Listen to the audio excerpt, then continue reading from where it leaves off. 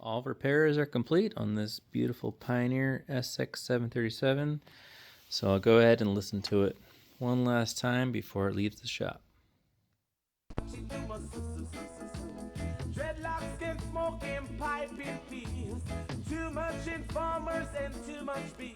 Too much watchy, too much too much watchy, too much Dreadlocks can live in a tenement yard.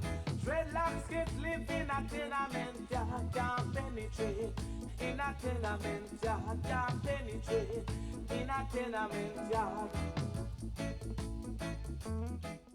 The potted potentiometers, you can access the front half with deoxit, but not the back half.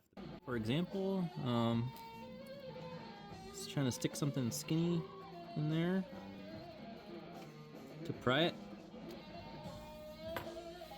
Then I got my long pliers.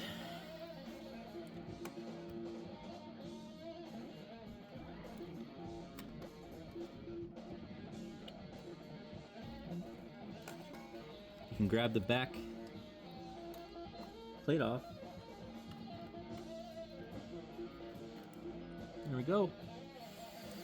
Now I'm just gonna flood that potentiometer with deoxit.